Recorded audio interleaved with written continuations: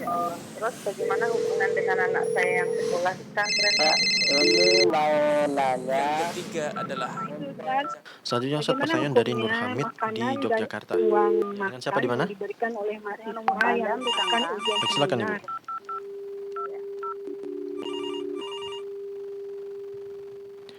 Bismillahirrahmanirrahim. Assalamualaikum warahmatullahi wabarakatuh. Alhamdulillahirrabbilalamin. Wassalatu wassalamu ala nabiyyina Muhammadin wa ala alihi wa sahbihi ajma'in, amma ba'd. Allahumma alimna ma yanfa'una wa anfa'na bima 'allamtana wa zidna ilman ya rabbal alamin. Allahumma la sahla illa ma ja'altahu sahla wa anta taj'alul hazna idza syi'ta sahla, amin ya rabbal alamin. Pemirsa dan pendengar Fatwa TV dimanapun Anda berada, tiada suatu ucapan yang pantas keluar dari lisan kita sebagai seorang hamba, melainkan ucapan rasa syukur kita kepada Allah Subhanahu wa Ta'ala atas segala rahmat, nikmat, dan karunia-Nya, memberikan kita kesempatan untuk bisa berjumpa kembali pada malam hari ini dalam rangkaian acara Fatwa TV Live Interaktif Jalan Lurus bersama guru kita Al-Ustaz Dr. Abdullah Roy MA Hafizahullah Ta'ala, yang mana beliau merupakan anggota dari Dewan Fatwa Perhimpunan Al-Irsyad. Selawat serta salam kita haturkan kepada Nabi yang mulia alaihi salatu wassalam, kepada keluarganya, para sahabatnya, dan kita sebagai umatnya, semoga kelak mendapatkan syafaatnya di hari kiamat nanti, amin ya rabbal alamin.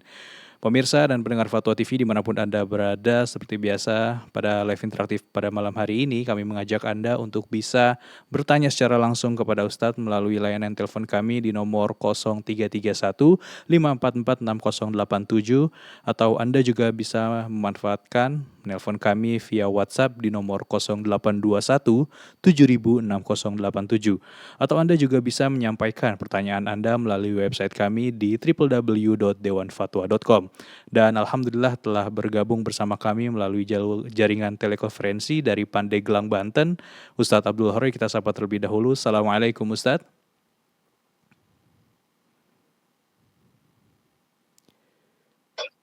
Bagaimana kabar antum hari ini Ustadz? Bikhair, alhamdulillah. Baik, Masya Masya Allah. Semoga Allah menjaga kita semuanya dan antum di Jember. Amin. Sudah siap untuk menyapa dan menjawab pertanyaan dari para penonton dari Fatwa TV, Ustadz? Insya Allah, insya Allah. Baik.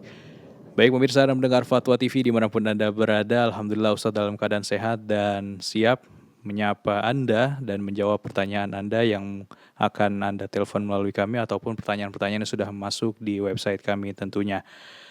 Dan kami juga turut menyapa beberapa siaran radio artivisi yang turut merilai acara kita pada malam hari ini, di antaranya Radio Binbas Yogyakarta, Radio Sahabat Tegal, Radio MDFM Probolinggo, Radio Hang FM Batam, Radio Amoba Pangkal Pinang, Radio Sago FM Sumatera Barat, Radio Gema FM Bontang, Radio Al-Hikmah Banyuwangi, Radio Tua FM Riau, Radio Madinah Caruban, Radio Mas FM Sragen. Kami ucapkan ahlan wa sahlan wa barakallahu fikum. Baik pemirsa dan pendengar Fatwa TV dimanapun Anda berada, seperti biasa mengawali kegiatan live interaktif kita pada malam hari ini, marilah kita simak nasihat pembuka dari Ustadz guna mengawali kegiatan kita pada malam hari ini. Oleh karenanya kepada Ustadz kami persilahkan. Barakallahu fikum. Bismillahirrahmanirrahim. Alhamdulillah Rabbil alamin, wa asyhadu an la ilaha illallah wahdahu la syarikalah, wa asyhadu anna Muhammadan abduhu wa rasuluhu sallallahu alaihi wa ala alihi wa sahbihi ajmain. Para pemirsa Fatwa TV yang dimuliakan oleh Allah Subhanahu wa taala, baru saja kita memasuki bulan yang baru, bulan Dzulqa'dah. Semoga Allah Subhanahu wa taala menjadikan bulan ini adalah bulan keamanan dan juga bulan keimanan. Dan sedikit tentang bulan Dzulqa'dah. Bulan ini dinamakan dengan Dzulqa'dah. Dzul artinya adalah pemilik. Al-Qa'dah artinya adalah duduk atau berdiam diri. Dinamakan demikian Dzulqa'dah yang memiliki berdiam diri atau yang duduk atau yang diam. Dinamakan demikian karena dahulu orang-orang Arab mereka di bulan seperti ini menghentikan peperangan. Karena bulan ini adalah bulan haram. Dan juga mereka menghentikan diri mereka dari bepergian, yang biasanya mereka melakukan safar dalam rangka untuk berdagang, maka di bulan seperti ini mereka berhenti, kemudian fokus dan mempersiapkan diri mereka untuk melakukan ibadah haji, sehingga dinamakan dengan bulan Dzulqa'dah. Dan bulan ini memiliki beberapa keutamaan. Di antaranya yang pertama adalah bahwa bulan Dzulqa'dah ini merupakan satu di antara bulan-bulan haram yang disebutkan oleh Allah Subhanahu wa taala, minha arba'atun hurum. Di antara bulan-bulan tersebut ada 4 bulan yang haram.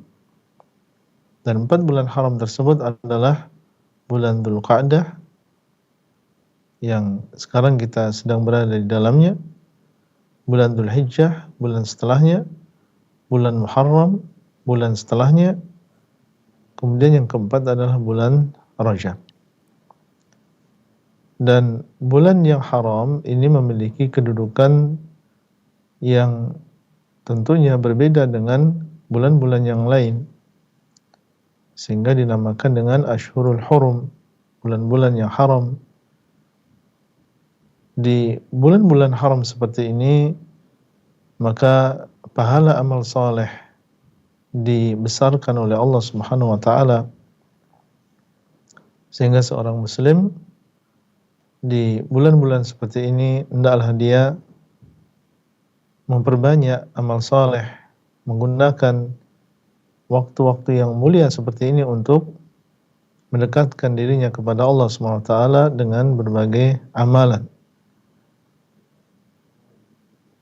Dan di antara hal yang berkaitan dengan tanah haram, sebagaimana amal saleh di bulan haram diperbesar pahalanya, maka berdosa atau dosa dan juga maksiat di bulan-bulan seperti ini juga memiliki dampak yang lebih besar daripada di luar bulan haram, sehingga melakukan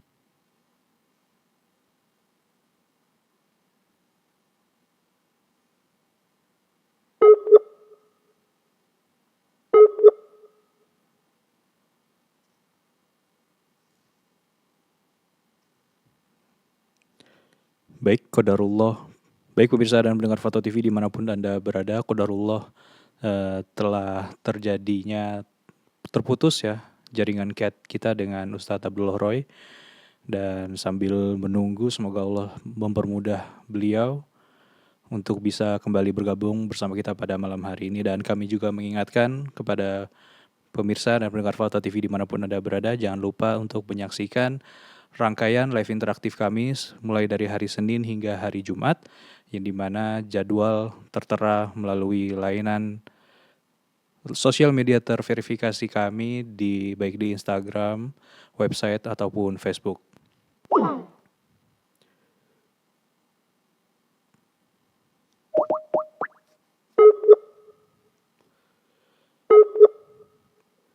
Dan kami ingatkan bahwasannya saat ini Anda masih menyaksikan Fatwa TV Live Interaktif Jalan Lurus bersama Ustadz Dr. Abdullah Roy Hafidhullah Ta'ala, live melalui jaringan telekonferensi, yang dimana beliau saat ini bermukim di daerah Pandeglang, Banten. Dan qadarullah tadi masih terputus ya pemirsa. Dan kami juga mengingatkan bahwasannya selain live interaktif kita pada malam hari ini, melalui dan juga hari-hari sebelumnya telah saya ingatkan tadi, dari hari Senin hingga hari Jumat, Fatwa TV Live Interaktif bisa menemani Anda dan juga bisa menjawab pertanyaan-pertanyaan keseharian Anda, yang dimana pertanyaan-pertanyaan tersebut bisa Anda utarakan melalui kami via telepon live interaktif, ataupun Anda juga bisa menyampaikan pertanyaan Anda melalui website kami di www.dewanfatwa.com. Dan seluruh pertanyaan yang masuk insya Allah akan kami jawab. Semoga Allah mudahkan. Dan Anda juga bisa mengakses jawaban Anda melalui video-video rekaman live interaktif yang telah berlalu di YouTube kami, di Fatwa TV, di YouTube kami tentunya. Dan sambil menunggu, kami juga mengingatkan bahwasannya besok hari Kamis tanggal 1 Mei 2025 pukul 10 Fatwa TV Live Interaktif kembali ke hadis Nabi SAW bersama Ustadz Dr. Muhammad Haikal Basyarahil MA Hafizahullahu Ta'ala. Kita adakan secara rutin di setiap hari Kamis, di setiap pekannya, dan mulai pukul 10 waktu Indonesia Barat, live dari studio Fatwa TV Jember.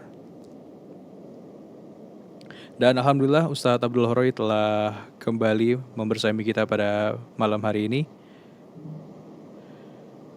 Oleh karenanya mungkin kami persilakan kepada Ustadz untuk menyambung dan melanjutkan nasihat yang tadi qadarullah terputus. Kepadanya kami persilakan. Baik. Barakallahu fikum. Tadi sudah kita sebutkan beberapa keutamaan dari bulan Dzulqa'dah, dan harapan kita semuanya tentunya kita termasuk orang-orang yang mengagungkan apa yang dimuliakan oleh Allah Subhanahu wa taala, dan yang demikian adalah termasuk ketakwaan di dalam hati kita. Dzalika wa may yu'azzim sya'airallah fa innaha min taqwal qulub. Demikian, barang siapa yang mengagungkan syiar-syiar Allah, maka sesungguhnya demikian adalah termasuk ketakwaan di dalam hati. Sehingga seorang hamba yang mengagungkan Allah SWT dan takut kepada Allah SWT, maka adalah dia juga memuliakan, menghormati bulan-bulan seperti ini, termasuk diantaranya adalah bulan Dzulqa'dah, dengan cara menjaga ketaatan dan juga meninggalkan kemaksiatan. Demikian yang bisa kita sampaikan pada awal pertemuan ini, semoga bermanfaat. Wallahu ta'ala a'lam. Nah, Baik, kami ucapkan jazakumullahu khairan Ustadz atas nasihatnya. Semoga kita bisa senantiasa bersemangat untuk menggapai keutamaan-keutamaan pada bulan Dzulqa'dah dengan semangat beribadah tentunya, dan semoga Allah senantiasa memberikan kita nikmat hidup tentunya untuk bisa beribadah dan menggapai keutamaan tersebut. Baik pemirsa dan pendengar Fatwa TV dimanapun Anda berada, sekali lagi kami mengingatkan bahwasannya kami mengajak Anda untuk bisa bertanya secara langsung kepada Ustadz pada malam hari ini melalui layanan telepon kami via WhatsApp di nomor 0821 706087. Dan Alhamdulillah telah membersamai kami penelpon pertama pada malam hari ini. Kali ini ada dari Bapak Saleh Haji dari Bengkulu. Fatwa TV, Assalamualaikum. Waalaikumsalam warahmatullahi wabarakatuh. Baik, silakan Bapak pertanyaannya. Assalamualaikum warahmatullahi wabarakatuh, Ustadz. Assalamualaikum warahmatullahi wabarakatuh. Ya, dalam salah satu hadis yang sahih, Ustadz disebutkan bahwa ada seorang hamba yang baik begitu. Jadi sepanjang hidupnya melakukan amal-amalan soleh. Kemudian di akhir hayatnya, ya, antara dia dengan akhir hayatnya tinggal sedikit akan masuk surga begitu. Nah, tetapi qadarullah, ya, dia melakukan amalan buruk sehingga dia masuk neraka. Nah, apakah dengan melakukan satu amalan buruk begitu dia masuk neraka? Dan bagaimana caranya, Ustadz, kiatnya supaya orang yang selalu berbuat baik, beramal soleh, tetap masuk surga begitu, tidak terkena hadis itu. Nah, kemudian hadis itu juga dilanjutkan, seorang hamba yang melakukan dalam hidupnya amalan buruk dan dia dekat ke neraka, qadarullah, dia melakukan amal baik, lalu dia masuk surga. Nah, pertanyaannya, apakah hamba tersebut hanya melakukan satu amal buruk saja gitu, Ustaz? Hanya melakukan satu amal baik saja di akhir hidupnya, dia akhirnya masuk ke surga gitu. Mohon penjelasannya Ustadz. Syukron, jazakumullahu khairan, barakallahu fikum. Wassalamualaikum warahmatullahi wabarakatuh. Waalaikumsalam warahmatullahi Assalamualaikum warahmatullahi wabarakatuh. Baik, barakallahu fikum. Semoga Allah Subhanahu wa taala menjaga keimanan kita semuanya. Hadis yang agung yang disebutkan oleh penanya Bapak Saleh, semoga Allah Subhanahu wa taala menjaga beliau. Ini maksud adalah hadis Nabi sallallahu alaihi wasallam yang diriwayatkan oleh Abdullah bin Mas'ud, di mana Nabi sallallahu alaihi wasallam mengatakan, "Fa inna ahadakum la ya'malu bi'amali ahli jannah hatta ma yakunu bainahu wa bainaha illa dhira' fa yasbiqu 'alaihi al-kitab fayamalu bi'amali ahli nar fayadkhulaha." Sungguh salah seorang di antara kalian mengamalkan amalan penduduk surga sehingga tidak ada jarak antara dia dengan surga kecuali satu jengkal saja, menunjukkan bahwasanya dia melakukan berbagai amal saleh, menjadi orang yang beriman, melakukan amal saleh. Fayasbiqu 'alal kitab, kemudian dia didahului oleh ketentuan Allah Subhanahu wa taala. Ketentuannya adalah bahwa dia termasuk penduduk neraka. Sehingga akhirnya fayamalu bi'amali ahli nar. Akhirnya dia pun mengamalkan amalan penduduk neraka. Murtad dari agama Islam, meninggal di atas kekufuran, di atas kesyirikan. Akhirnya dia pun masuk ke dalam neraka. Mungkin saja kekufurannya sekali, kesyirikannya sekali, dan dilakukan di akhir kehidupan dia, dan meninggal di atas kekufuran tersebut, di atas kesyirikan tersebut, dan dia tidak bertobat kepada Allah Subhanahu wa taala. Maka tempat kembalinya adalah neraka. Dan sebaliknya, wa inna ahadakum la ya'malu bi'amali ahli nar. Dan sungguh salah seorang di antara kalian mengamalkan amalan penduduk neraka hatta ma yakunu bainahu wa bainaha illa dhira', sehingga tidak ada antara dia dengan neraka kecuali satu jengkal saja. Semua kekufuran, semua kemaksiatan telah dia lakukan. Wa yasbiqu 'alal kitab, kemudian telah didahului ketentuan Allah Subhanahu wa taala bahwa dia akan masuk ke dalam surga. Fayamalu bi'amali ahli jannah, akhirnya Allah pun memberikan taufik kepadanya bertobat dari kekufurannya, masuk ke dalam agama Islam, baik keislamannya, mengamalkan amalan penduduk surga, fayadkhulaha, kemudian masuk ke dalam surga karena dia meninggal di atas Islam. Hadis yang agung yang menjadikan kita masing-masing tentunya takut dengan apa yang telah ditakdirkan oleh Allah Subhanahu wa taala. Sehingga seorang jangan sampai dia ujub terhadap dirinya sendiri, ujub terhadap amalannya, merasa aman, tapi hendaknya ketika dia berada di atas kebaikan, di atas Islam, dia senantiasa bersyukur kepada Allah Subhanahu wa taala. Alhamdulillah alladzi hadana li hadza. Alhamdulillah yang telah memberikan hidayah kepada sunnah. Bersyukur kepada Allah karena dialah Allah Subhanahu wa taala yang memberikan taufik, dialah yang menghendaki kita untuk mendapatkan hidayah, merasakan nikmat hidup di atas sunnah, menyandarkan ini semuanya kepada Allah Subhanahu wa taala. La in syakartum la azidannakum. Kalau kalian bersyukur, niscaya aku akan menambah kepada kalian nikmat tersebut. Jangan sampai seseorang ketika mendapatkan nikmat hidayah seperti ini kemudian dia menyombongkan dirinya dan tertipu dengan amalannya, karena yang demikian justru malah dikhawatirkan menjadi sebab tergelincirnya seseorang dari jalan yang lurus. Dan sebaliknya, ketika kita melihat saudara kita yang belum istiqamah, jangan kita meremehkan mereka, menghina mereka. Kita tidak tahu apa yang Allah SWT telah takdirkan untuk orang tersebut. Sekarang kita lihat mungkin dia sulit, jauh dari hidayah. Tapi mungkin saja Allah Subhanahu wa taala menghendaki kebaikan untuk dia di masa yang akan datang.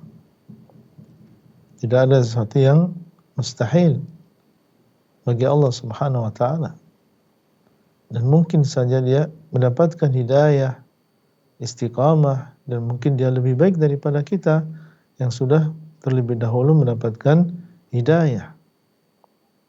Betapa banyak orang yang mereka baru saja mereka mendapatkan hidayah setelah kita, tapi Allah Subhanahu wa taala mudahkan jalan baginya sehingga dia lebih paham tentang agama ini, dia lebih istiqamah, dia lebih semangat dalam menolong agama Allah.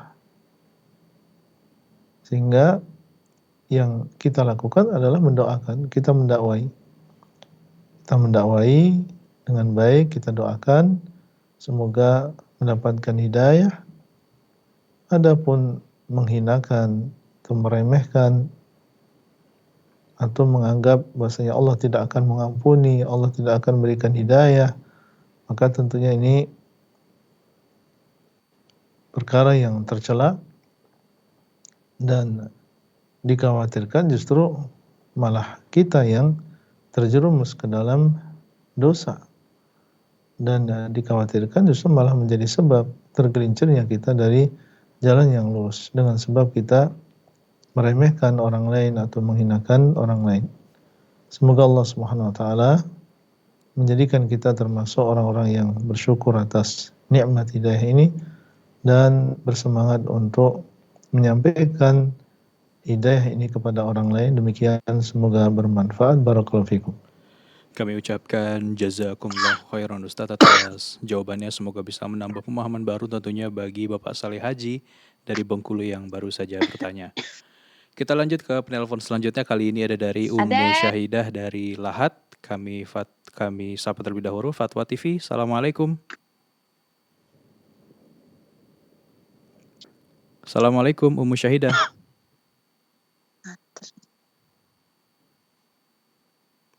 Halo Ummu Syahidah.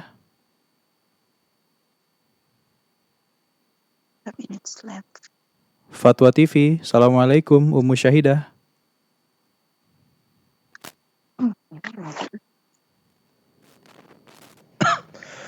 Fatwa TV, Assalamualaikum. Waalaikumsalam warahmatullahi wabarakatuh. Baik, silakan Ibu pertanyaannya.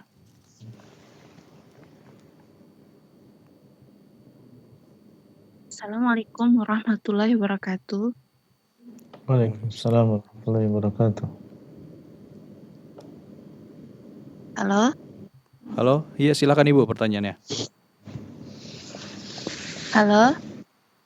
Ya, sudah terdengar Ibu, silakan pertanyaannya. Halo, Assalamualaikum.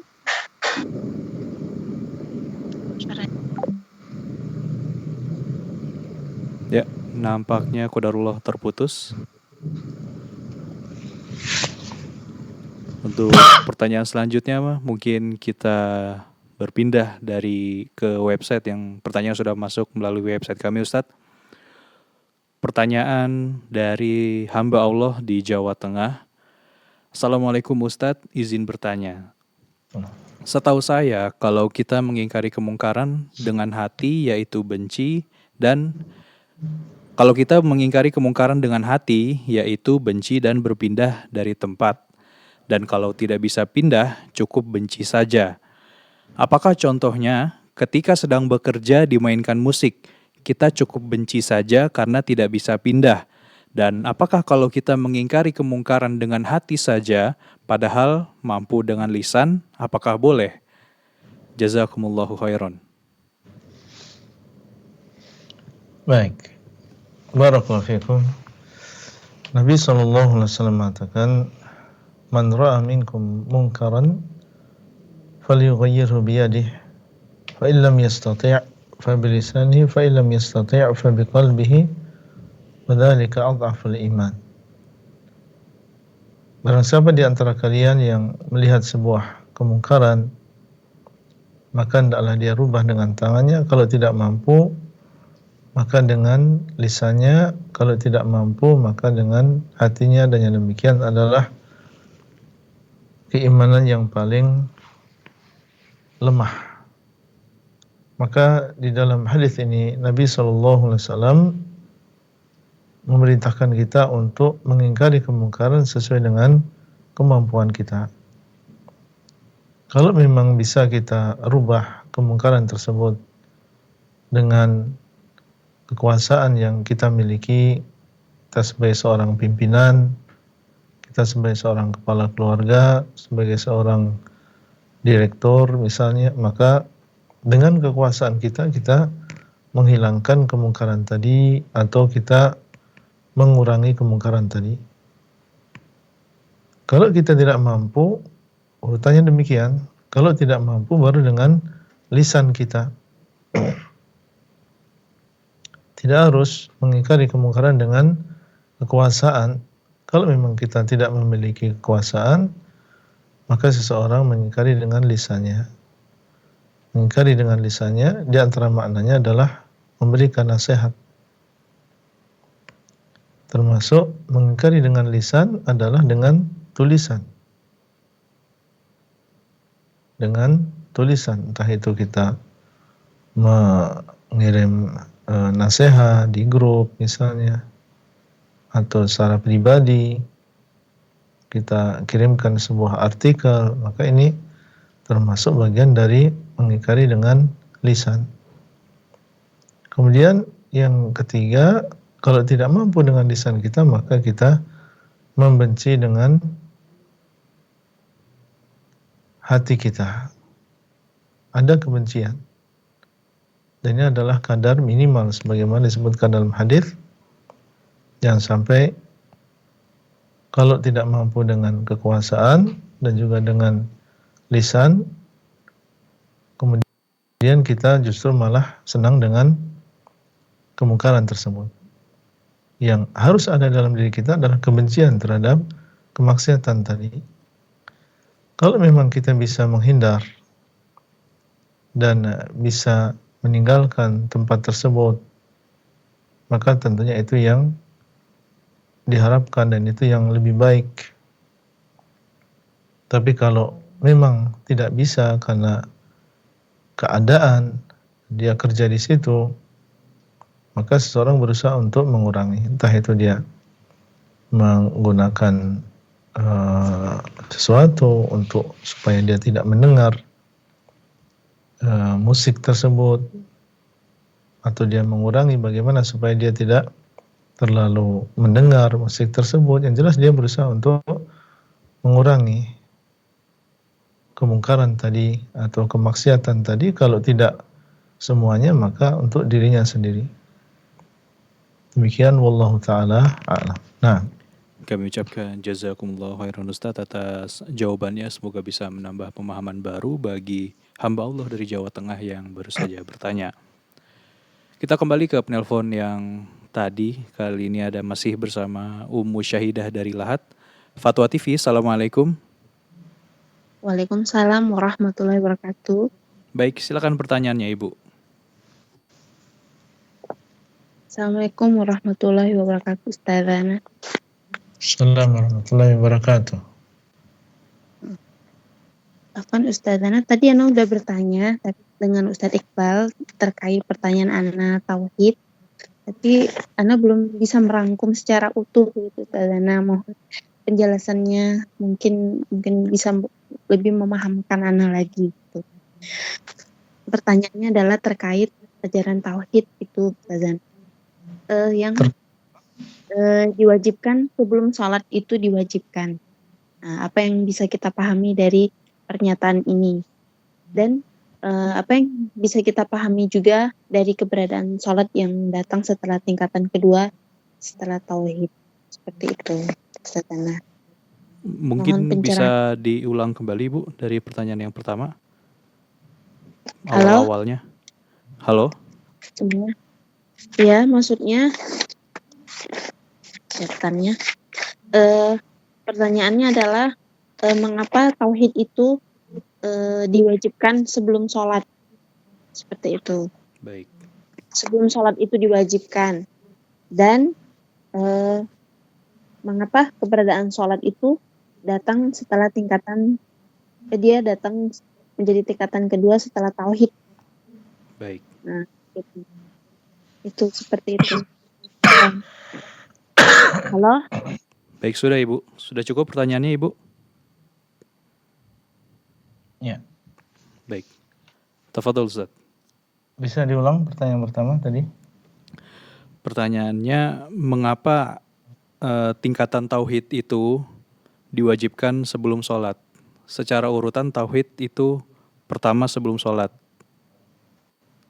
Beliau menanyakan mengapa kedudukan tauhid itu di atas sholat, dan mengapa, yang pertanyaan kedua, mengapa tingkatan sholat itu berada setelah tauhid, Ustaz? Barakallahu fikum. Tauhid ini artinya adalah mengisahkan Allah Subhanahu wa taala. Mengisahkan Allah di dalam ibadah dan diikrarkan dengan ucapan kita asyhadu an la ilaha illallah. Aku bersaksi tidak ada sesembahan yang berhak disembah kecuali Allah Subhanahu wa taala. Ini adalah syahadah yang isinya adalah pernyataan bahwa kita mengakui tidak ada sesembahan yang berhak disembah kecuali Allah Subhanahu wa taala. Ketika seseorang mengakui dan menyatakan, bahkan dia bersaksi, mengatakan asyhadu, aku bersaksi. Dan ucapan ini di dalam bahasa Arab maknanya mengandung sumpah, mengandung janji, dan diharuskan diucapkan dalam keadaan seseorang berilmu, dalam keadaan dia sadar, menyadari tentang maknanya. Saya bersaksi tidak ada sesembahan yang berhak disembah kecuali Allah Subhanahu wa taala. Bersaksi yang tentunya diawali dengan keyakinan yang kuat di dalam hatinya. Nah, ini harus ada terlebih dahulu. Ikrar ini harus ada terlebih dahulu. Kenapa demikian? Karena setelah adanya ikrar tadi yang awalnya adalah di dalam hatinya diikuti dengan ikrar lisannya, maka setelah itu akan mudah bagi dia untuk melaksanakan apa yang menjadi perintah dari Allah SWT yang dia isahkan. Dia sudah berjanji untuk mengisahkan Allah SWT dalam ibadah. Setelahnya, apabila di sana ada perintah dari Allah, diperintahkan untuk ini, diperintahkan untuk itu, karena dia sudah berikrar sebelumnya, maka dengan mudahnya dia akan melaksanakan perintah, menjauhi larangan. Dan Allah SWT menjadikan sholat ini adalah rukun yang kedua setelah dua kalimat syahadah. Menunjukkan tentang keutamaannya, keagungannya. Dan demikianlah Allah Subhanahu wa taala menjadikan salat 5 waktu menjadi amalan yang apabila kita baik dalam melakukannya, maka amalan yang baik ini akan mengikuti. Karena salat 5 waktu dikerjakan 5 kali dalam sehari. Dan didahului dengan bersuci dalam waktu yang sudah ditentukan. Waktunya awalnya telah ditentukan, akhirnya telah ditentukan, rakaatnya sudah ditentukan. 5 salat ini menjadi ukuran. Apabila seseorang menjaga salat 5 waktu ini dengan baik, mulai dari kekhusyukannya, keikhlasannya, tepat waktunya, dilakukan dengan baik 5 waktu tersebut, maka insya Allah amalan-amalan yang ini mengikuti. Kalau dia sudah disiplin dalam melakukan 5 kali sholat dalam sehari semalam, maka insya Allah amalan-amalan yang lain ini akan mengikuti. Akan mudah baginya untuk membayar zakat, akan mudah baginya untuk berpuasa di bulan Ramadan, berhaji. Karena setiap harinya dia senantiasa berinteraksi dengan Allah, menghadap Allah, sujud, berdoa, dan dia berusaha untuk tepat waktu. Dia hentikan pekerjaannya untuk Allah. Dia bangun dari istirahatnya untuk Allah. Berarti dia merasa diawasi oleh Allah Subhanahu wa taala. Kalau dia baik dalam melakukan sholat 5 waktu, maka insya Allah amalan-amalan yang lain ini menjadi juga baik. Tapi sebaliknya, ketika seseorang bermudah-mudahan dalam sholat 5 waktunya bolong-bolong, tidak melaksanakan dengan ikhlas, tidak melaksanakan dengan mutaba'ah sesuai dengan cara Nabi SAW, maka amalan-amalan yang lain juga akan terpengaruh, akan juga menjadi amalan yang jelek. Nah ini, semoga ini bisa menjadi penjelas bagi kita mengapa Allah SWT menjadikan sholat 5 waktu ini adalah amalan yang utama setelah tauhid. Wallahu ta'ala a'lam. Nah, kami ucapkan jazakumullah khairan Ustadz atas jawabannya. Semoga menambah pemahaman baru tentunya bagi Ummu Syahidah dari Lahat yang baru saja bertanya. Kita lanjut ke penelpon selanjutnya. Kali ini ada dari Bapak Mulyanto dari Semarang, Fatwa TV. Assalamualaikum. Waalaikumsalam warahmatullahi wabarakatuh. Baik, silakan Bapak pertanyaannya. Assalamualaikum Ustaz. Semoga melindungi Ustaz dan keluarganya. Amin ya rabbal alamin.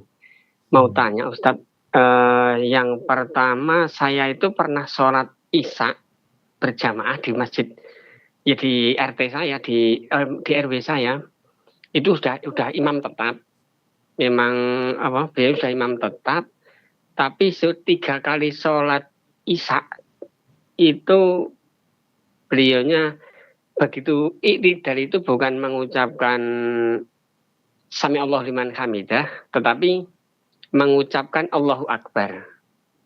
Itu status sholat saya bagaimana Ustaz? Karena tanya-tanya dari kemarin belum pernah nyambung terus. Terus yang kedua, kalau kita qiyamul lail, kondisinya memang ngantuk karena capek kegiatan pekerjaan, yang tetap qiyamul lail dengan rakaat sedikit, akhirnya karena semakin berat ngantuknya kemudian ditutup dengan sholat witir. Begitu sholat witir selesai, saya terbahan tidur, berusaha untuk istirahat, tapi malah nggak bisa tidur Ustaz. Dan waktu untuk melaksanakan sholat lagi masih ada. Itu boleh tidak untuk karena saya pernah dengar sholat witir adalah penutupnya ibadah sholat malam itu. Makanya kalau mau sholat lagi itu boleh lagi tidak Ustaz? Itu yang kedua. Terus kemudian yang ketiga, ada orang yang korban, ibadah kira mereka itu korban itu dia korban di masjid di dekat daerah saya, di kampung saya. Itu dia korban kambing. korban kambing diserahkan ke masjid, panitia korban di masjid. Kemudian dia begitu ada kemudian dia meminta, saya nggak doyan daging kambing, saya nggak bisa makan daging kambing, saya minta daging sapi, karena di masjid itu memang tidak nyembelih kambing saja, banyak nyembelih sapi juga. Itu hukumnya bagaimana, Ustadz? Mungkin sementara itu, Ustadz. Mohon maaf Bapak. Khairan. Nggih. Yang ketika kurban dia berkurbannya kambing. Iya, betul nggih. Tapi mintanya daging sapi dan dia tidak mengambil kambing sama sekali. Tidak, karena dia tidak makan daging kambing. Oke, siap. Itu hukumnya bagaimana, Ustaz? Assalamualaikum warahmatullahi wabarakatuh. Waalaikumsalam warahmatullahi wabarakatuh. Baik. Ada 3 pertanyaan yang disampaikan oleh penanya tadi. Yang pertama adalah tentang imam yang tidak membaca Sami'allahu liman hamidah, tapi dia membaca Allahu Akbar. Maka bagaimana status sholatnya? Membaca Sami'allahu liman hamidah ini adalah sebuah kewajiban. Ini adalah sebuah kewajiban yang kalau ditinggalkan dengan sengaja maka batal sholatnya. Dan kalau batal sholat imam maka batal juga sholat makmum. Tapi kalau dia ditinggalkan tanpa sengaja, lupa, maka bisa diganti dengan sujud sahwi. Bisa diganti dengan sujud sahwi. Kalau misalnya ternyata imam dia lupa dan dia tidak menggantinya dengan sujud sahwi dan itu terjadi sampai akhir, maka yang lebih berhati-hati wallahu ta'ala alam, seorang makmum dia mengganti sholat tersebut. Lebih hati-hatinya dia mengganti sholat tersebut. Dan dia ingatkan sang imam tentang perkara ini, karena dia telah meninggalkan sesuatu yang merupakan kewajiban di dalam sholat kita. Kemudian yang kedua, pertanyaan kedua tentang masalah sholat witir ya. Apabila seseorang sudah melakukan sholat witir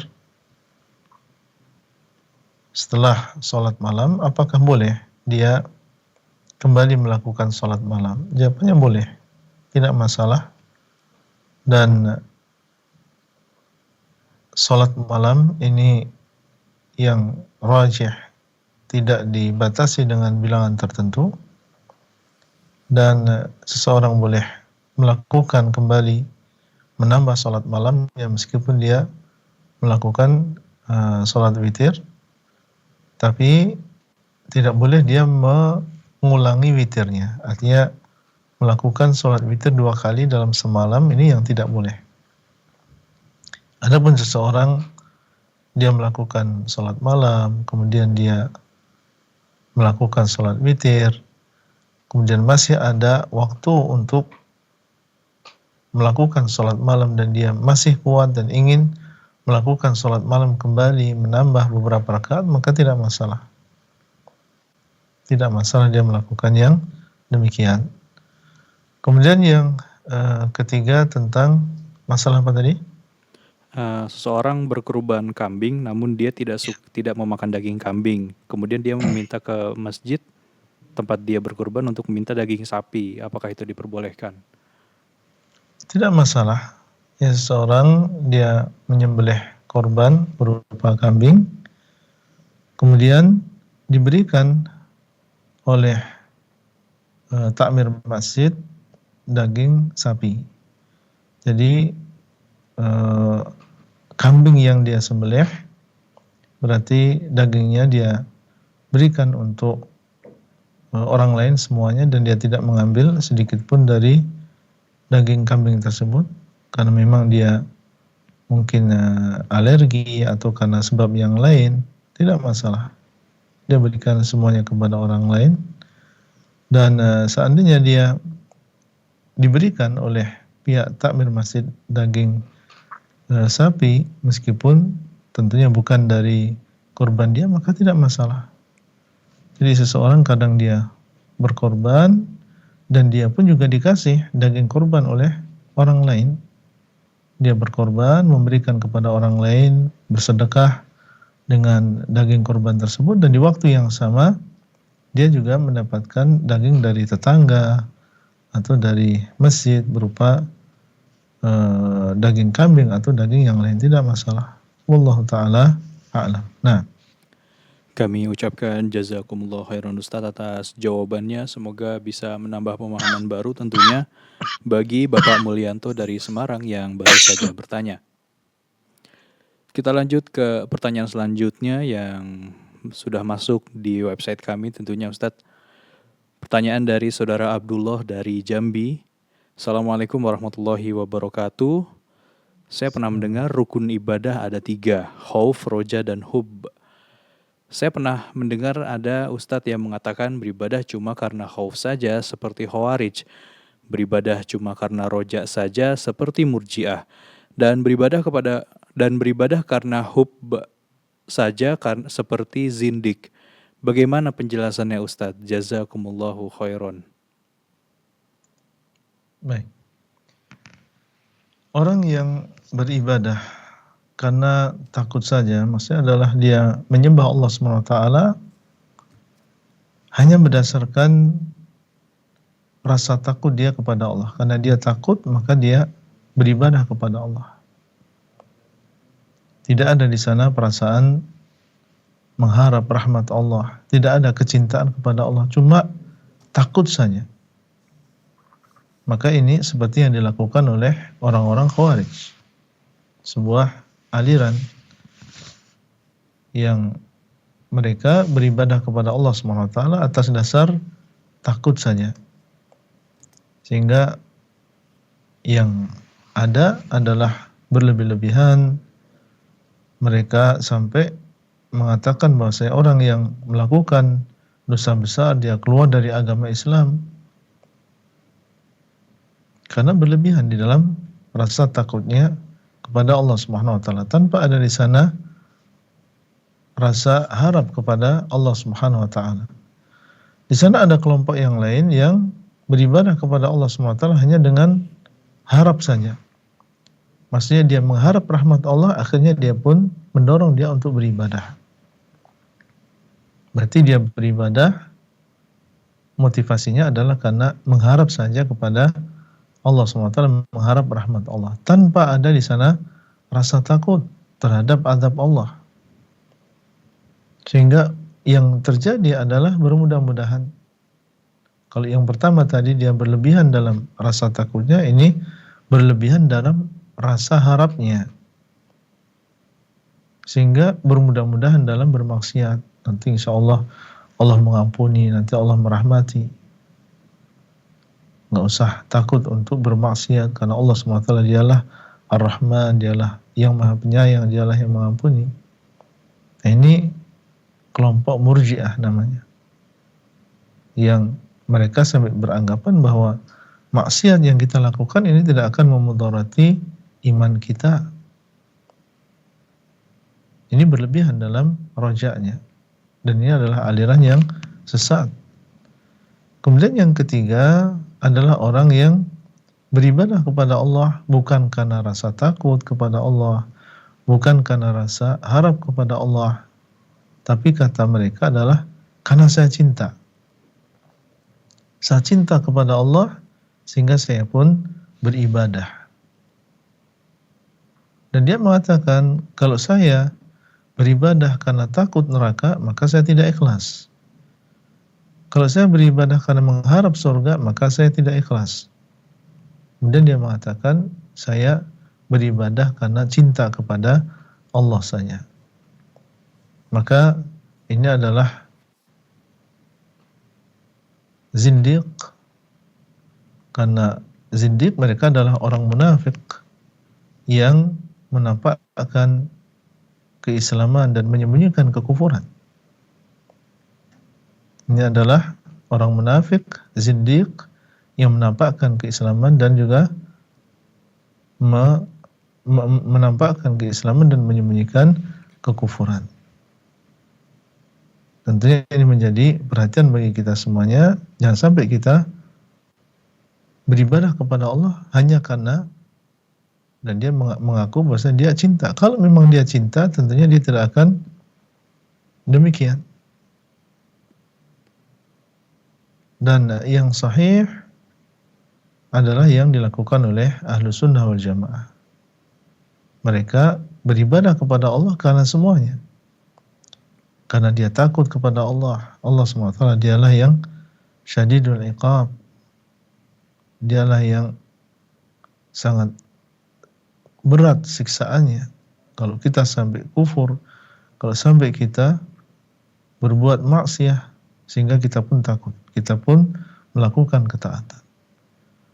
Dan kita beribadah kepada Allah juga karena mengharap rahmat Allah. Mengharap rahmat Allah Subhanahu wa taala. Karena ketika kita beriman, ketika kita taat, ketika kita beribadah, Allah Subhanahu wa taala akan mencurahkan rahmatnya kepada kita. Akhirnya kita pun beribadah. Dan kita juga beribadah kepada Allah Subhanahu wa taala karena cinta kita kepada Allah Subhanahu wa taala. Kalau orang yang cinta kepada Allah, maka dia akan melakukan segala sesuatu yang dicintai oleh Allah Subhanahu wa taala. Dan dia tidak akan melakukan sesuatu yang membuat murka Allah. Dan Allah Subhanahu wa taala mencintai ibadah. Sehingga kita pun beribadah karena kita cinta kepada Allah Subhanahu wa taala. Kita meninggalkan kemaksiatan karena kita tahu Allah Subhanahu wa taala tidak mencintai kemaksiatan tersebut. Dengan cara seperti ini maka seseorang dia telah menjadi seorang ahlu sunnah di dalam bab ini, beribadah kepada Allah karena dasar takut dan harap dan juga cinta kepada Allah Subhanahu wa taala. Wallahu taala a'lam. Nah, kami ucapkan jazakumullah khairan Ustadz atas jawabannya. Semoga bisa menambah pemahaman baru tentunya bagi saudara Abdullah dari Jambi yang baru saja bertanya. Dan pertanyaan tadi merupakan pertanyaan terakhir yang menutup kegiatan live interaktif kita pada malam hari ini Ustadz. Kami ucapkan jazakumullah khairan kepada Ustadz yang telah meluangkan waktunya untuk bisa menyapa dan menjawab pertanyaan dari para pemirsa dan pendengar Fatwa TV pada malam hari ini. Semoga Allah senantiasa menjaga Ustadz dan keluarga, dan semoga apa yang telah Ustadz sampaikan menjadi berkah dan bisa diamalkan oleh para pemirsa dan pendengar sekalian. Sekali lagi kami ucapkan jazakumullah khairan Ustadz. Baik pemirsa dan pendengar Fatwa TV dimanapun Anda berada, jangan lupa untuk menyaksikan Fatwa TV live interaktif kembali ke hadis Nabi SAW bersama Ustadz Dr. Muhammad Haikal Basyarahil MA Hafidhahullahu Ta'ala setiap hari Kamis pukul 10 pagi waktu Indonesia Barat live di Fatwa TV. Dan kami mengajak Anda untuk bisa bahu-membahu untuk mensupport program dakwah Fatwa TV dengan cara menyalurkan harta terbaik Anda melalui nomor rekening yang Anda lihat di layar kaca Anda.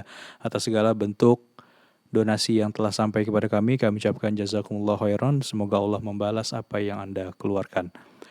Baik pemirsa dan pendengar Fatwa TV dimanapun Anda berada, berakhir pula kegiatan Fatwa TV live interaktif pada malam hari ini bersama Ustadz Abdul Horoy Hafidhahullahu Ta'ala dengan tema Jalan Lurus. Kami mewakili kru dari studio Fatwa TV Jember. Pamit undur diri. Subhanakallahumma bihamdika asyhadu an la ilaha illa anta astaghfiruka wa atubu ilaik. Assalamualaikum warahmatullahi wabarakatuh.